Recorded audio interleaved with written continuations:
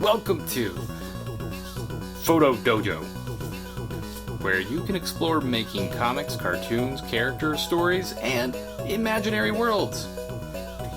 With me, Adam Fotos, creator of Dragon and Goat, a comic about a dragon and a goat. Plus, he's a professor of humanities and friend of huge manatees.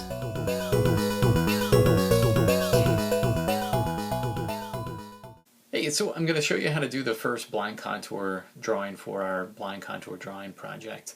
And the basic idea is that you need a mirror or a screen that you can look at. So you don't want to be taking a picture of working from a photograph for this one. It needs to be kind of a live image. So I'm going to use my screen on my iPad so I can record what I'm seeing, and then also the image up top. So that you can see as I'm actually drawing.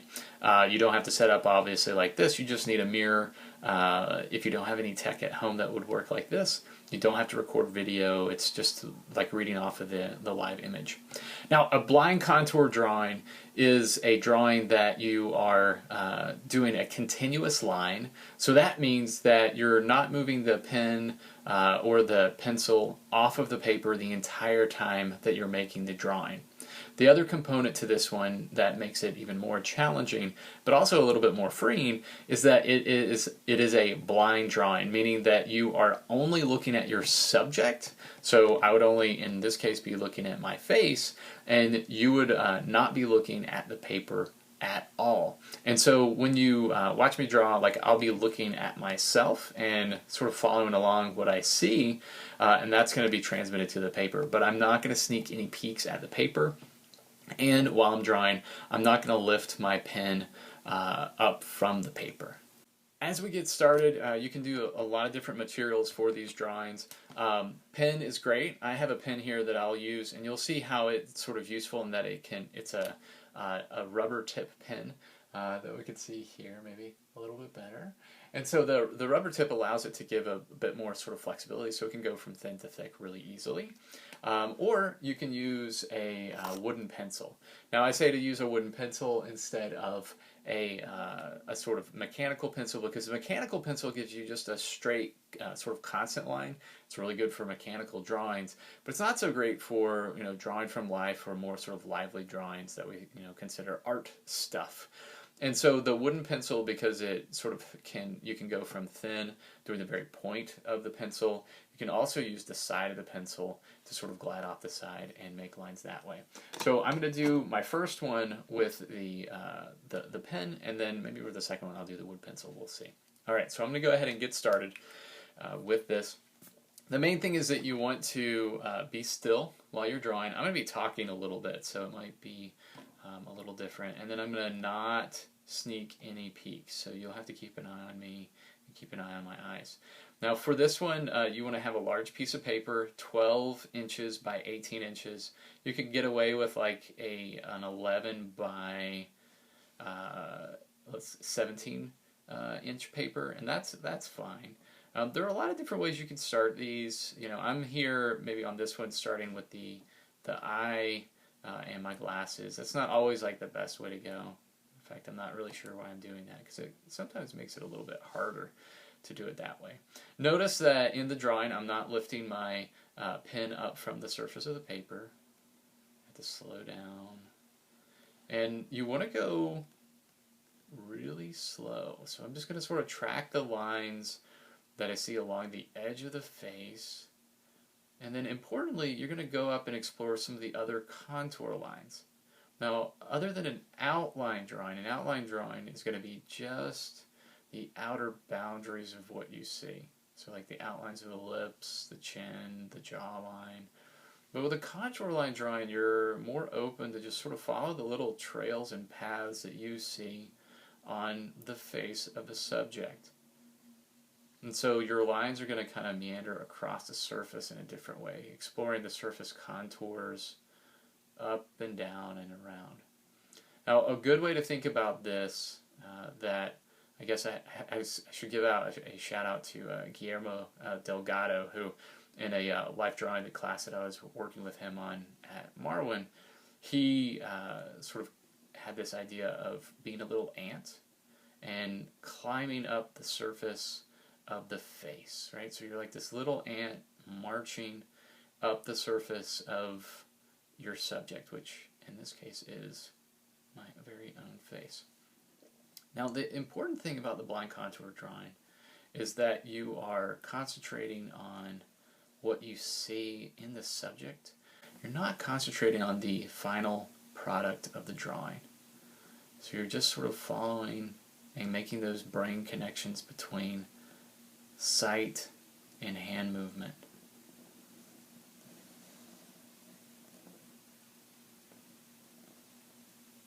The more I talk, the worse I'm going to draw. So I might get a little bit quiet here.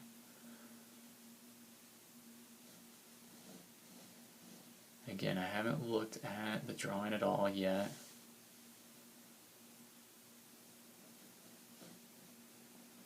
Going back over doing the glasses, some of these interior lines in the eye. My image on the camera here is a little small.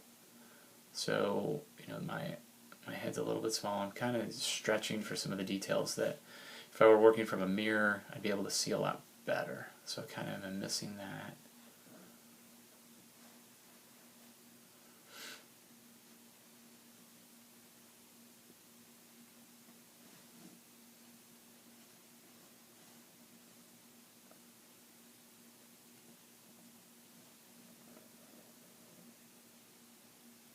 Going into the ear. I think a lot of times it's good to start with the chin and the mouth and work your way up. That's how I'll start maybe the next one. But sometimes I like to start with the eye because that's one of the more sort of obvious features we've got. Now with the hair, it's tempting to want to do like just, you know, marks like we used to do in grade school for drawing hair. But for the hair you want to focus on the shapes. Now I've got my swoopy mohawk thing going on here, my good old COVID hair, and so I'm going to kind of drag it up and around some of those lines.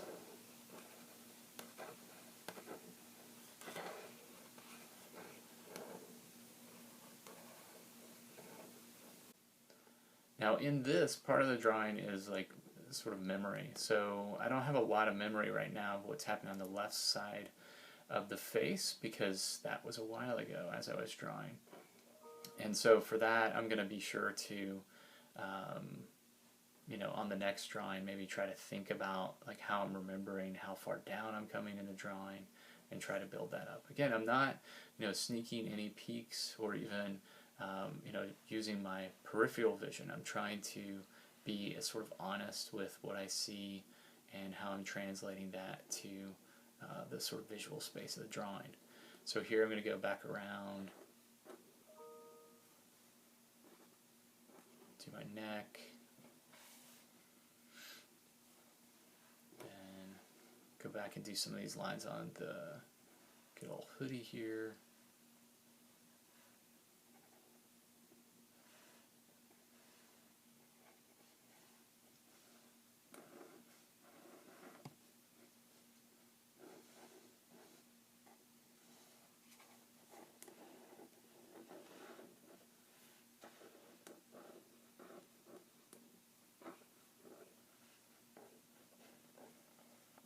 All right, and there we go.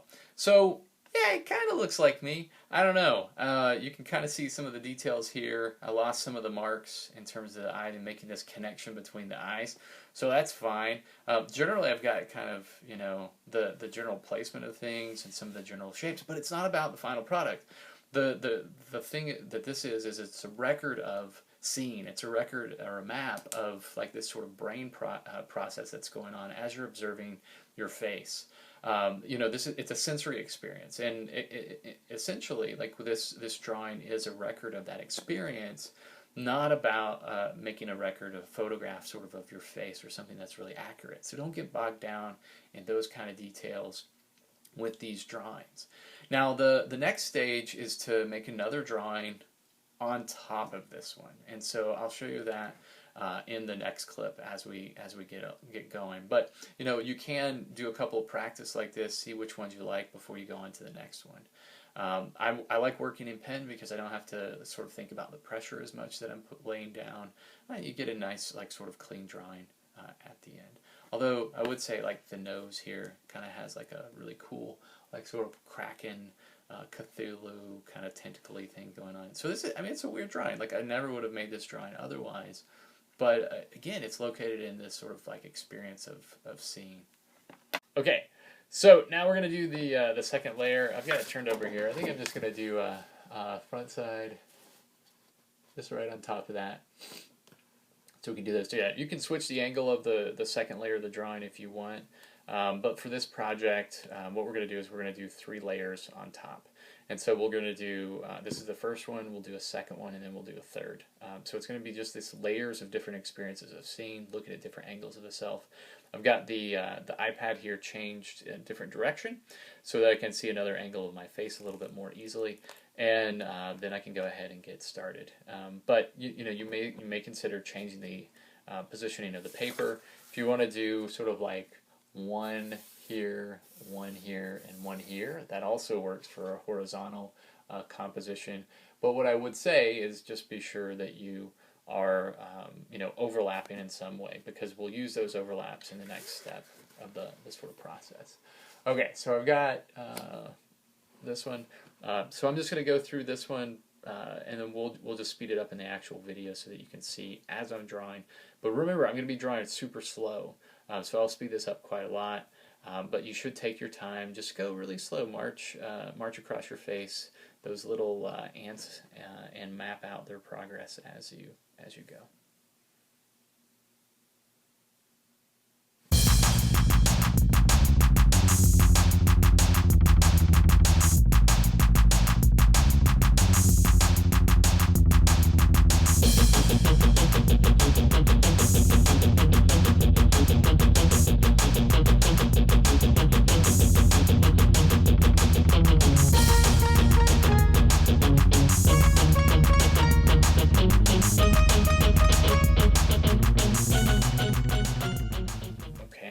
See, I've got a lot more detail sort of down here on this one.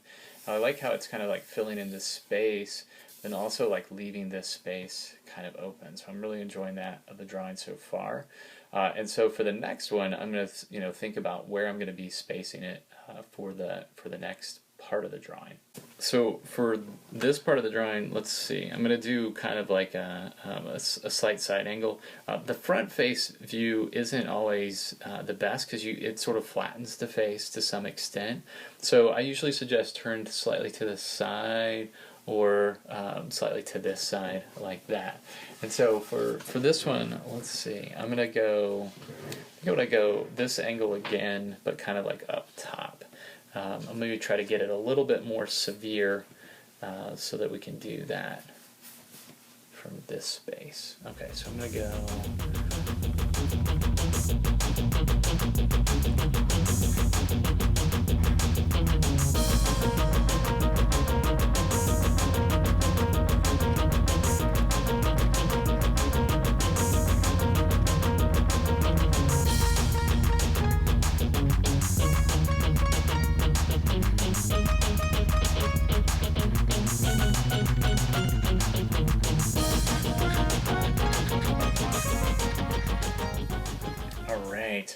And so I've got this space sort of mapped out now, but you can see the piles of lines are just getting to the point where it's no longer a realistic image, if it was even going to be like that to begin with. But we still can kind of glimpse all the different sort of points where we can actually see the sort of image being made. So here we've got the nose, the eyes here sort of piled up on top of each other. So we've got one eye here, one eye here, one eye here, and then of course the fantastic mohawk up at the top. So then we can just sort of see as it's fairly abstract, we can still glimpse like some of these sort of indicators that we're looking at.